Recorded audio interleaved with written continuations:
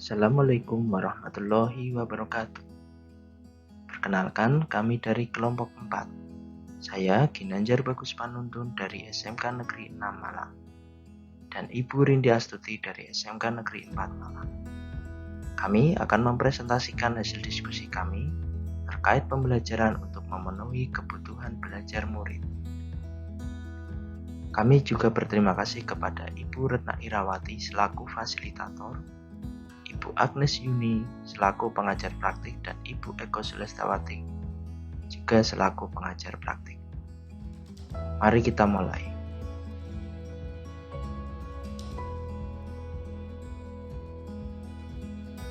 Tugas dan tujuan.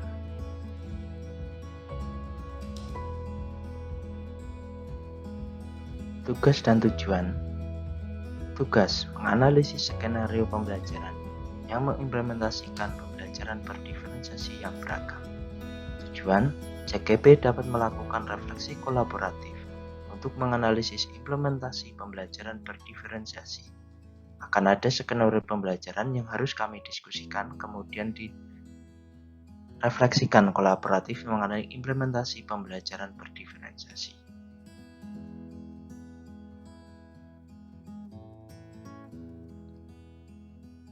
Kebutuhan belajar murid.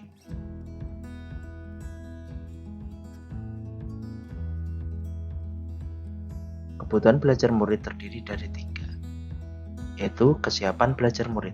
Hal ini bisa dilihat dari bagaimana dia siap belajar, apakah mendasar transformatif, konkret abstrak, sederhana kompleks, terstruktur terbuka, tergantung mandiri, lambat atau cepat. Minat belajar. Seorang guru harus tahu dan paham apa minat belajar dari muridnya. Apakah dia minat pada bidang seni, literatur, teknologi, atletik, ilmu sains, matematika, musik, dan lain-lain. Profil belajar murid: pembelajar visual, pembelajar auditori, dan pembelajar kinestetik.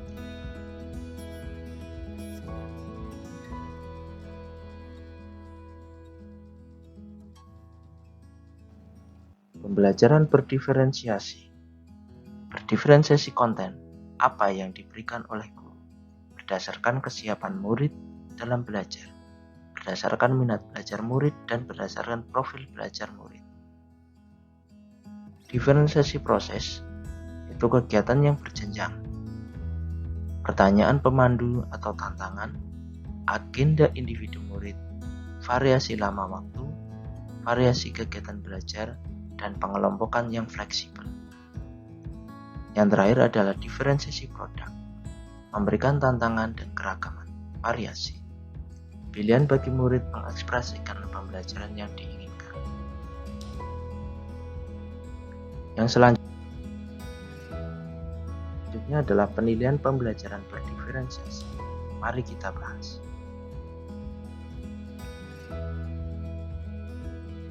Penilaian pembelajaran berdiferensiasi ada 3 hal. Yang pertama, assessment for learning. Ini dilakukan selama proses pembelajaran. Berlaku juga sebagai penilaian formatif dan harus berkelanjutan.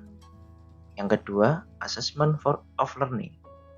Dilaksanakan setelah proses pembelajaran selesai. Berfungsi sebagai penilaian sumatif. Yang terakhir adalah assessment as learning. Penilaian sebagai proses belajar dan melibatkan murid secara aktif. Biasanya rubrik penilaian sudah diketahui oleh murid tersebut. Ini berfungsi sebagai penilaian formatif.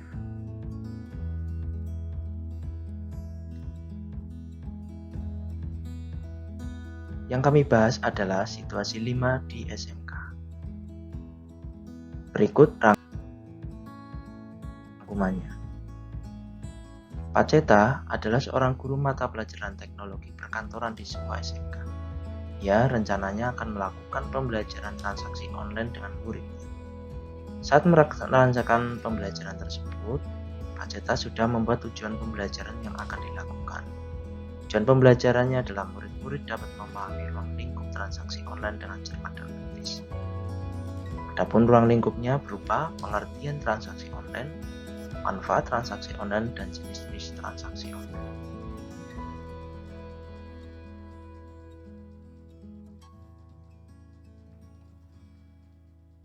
Secara sederhana, kami bagi menjadi 5 tahapan.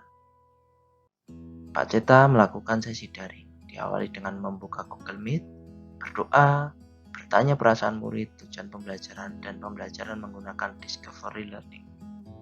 Tahap belajar, presentasi informatif dari guru ke murid, pemberitahuan topik yang harus digali, kemudian murid dibebaskan membuat laporan. Setelah membuat laporan, murid kembali ke Google Meet dan menarik kesimpulan bersama-sama.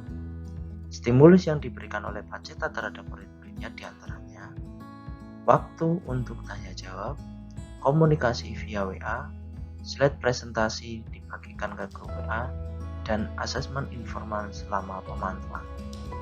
Temuan yang didapatkan oleh Pak Ceta diantaranya terdapat murid yang mengalami kesulitan.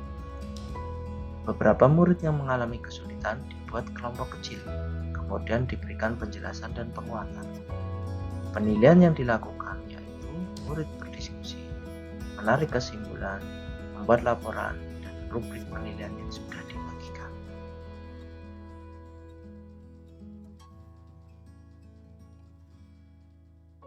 Analisis situasinya adalah sebagai berikut.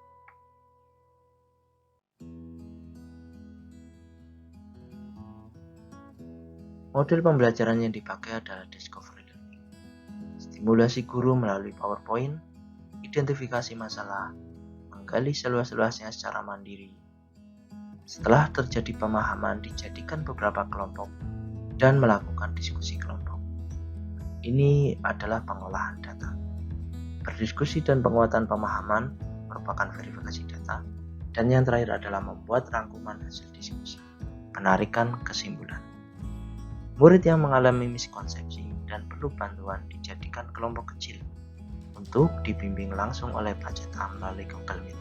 Jadi murid yang mengalami kesulitan akan dikumpulkan menjadi kelompok kecil, dibimbing langsung oleh Pak Ceta, dibuatkan Google Meet kembali. Ada 2 sesi yang dilakukan, yaitu sesi sinkron menggunakan Google Meet dan sesi asinkron, eksplorasi lingkungan dan pemantauan melalui WA.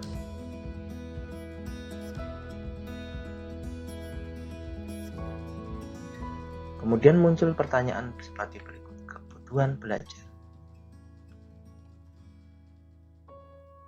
Pertanyaannya adalah, dari skenario pembelajaran yang telah ditelaah, apakah kebutuhan belajar murid yang berusaha dipenuhi oleh guru tersebut? Mari kita bahas bersama-sama. Kesiapan belajar. Di awal pembelajaran, Pak Ceta sudah mempertanyakan perasaan murid di awal pembelajaran. Jadi ini sudah menanyakan kesiapan belajar dari murid tersebut. Terkait dengan minat belajar, murid dibebaskan membuat rangkuman informasi dalam ragam bentuk, poster, PPT, mind map, note, grafik, dan lain-lain. Terkait dengan profil belajar, guru menyediakan beberapa alternatif belajar. Ada visual melalui PPT, auditory, penjelasan langsung dari guru, dan kinestetik, murid mengeksplorasi lingkungannya. Pertanyaan berikutnya yang muncul, bagaimana cara guru tersebut menentukan kebutuhan belajar muridnya? Terkait dengan kesiapan belajar, cara yang digunakan Pak Ceta adalah menggunakan Google Meet, kemudian menggunakan grup WA. Google Meet dilakukan sebagai kesiapan belajar siswa dengan daring. Pada saat mengeksplorasi secara mandiri, tetap ada grup WA yang akan memantau kesiapan belajar siswa secara mandiri tersebut. Minat belajar. Pengumpulan tugas dengan minat belajar atletik, yaitu poster, PPT, mind map, note, dan lain-lain. Profil belajar menggunakan visual lewat PPT. Auditory, penjelasan langsung dari guru, dan kinestetik, murid mengeksplorasi lingkungannya. Jadi cara-cara tersebut digunakan Pak Ceta untuk memenuhi kebutuhan belajar dari murid-muridnya.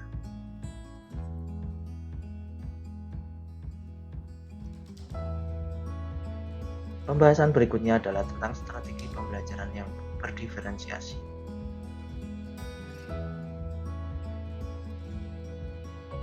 Muncul pertanyaan, strategi pembelajaran diferensiasi apa yang digunakan? Dari skenario tersebut, Paceta menggunakan ketiga diferensiasi. Yang pertama, diferensiasi konten, yaitu berbagi informasi yang relevan dalam ragam bentuk. Bentuk apa saja? Poster, PPT, note grafik, mind map, dan lain-lain. Dan juga ada ceramah langsung dari Paceta. Ini juga konten auditory termasuk. Yang berikutnya ada diferensiasi proses. Proses yang dilakukan dalam pembelajaran diferensiasi ini, belajar dari PPT, diskusi online menggunakan WA Group, kemudian mengeksplorasi lingkungannya secara mandiri, dan juga ada diskusi melalui Google Meet. Yang terakhir adalah diferensiasi produk. Murid dibebaskan membuat laporan sesuai dengan kemampuannya. Di antaranya menggunakan poster, PPT, note, mind map, dan lain-lain.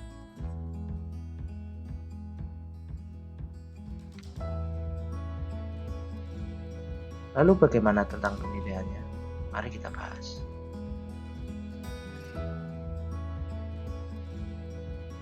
Penilaian diferensiasi, muncul pertanyaan, bagaimana guru tersebut melakukan penilaian? Paceta sudah melakukan penilaian. Ada 2 penilaian yang dilakukan Paceta terkait dengan diferensiasi. Yang pertama adalah assessment for learning. Ini dilakukan selama proses pembelajaran. Jadi dia melakukan pemantauan, ada pertanyaan pemantik, dia memantau bagaimana siswa itu berdiskusi, mengeksplorasi lingkungannya, dan sebagainya. Ini berlaku sebagai penilaian formatif. Proses pemantauan sama dengan asesmen informal. Penilaian yang kedua adalah asesmen as learning. Penilaian sebagai proses belajar, melibatkan keaktifan murid.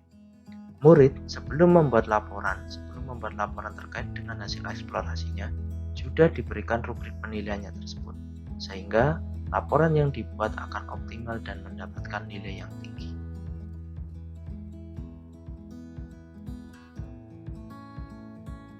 Sekian dari kami dan terima kasih.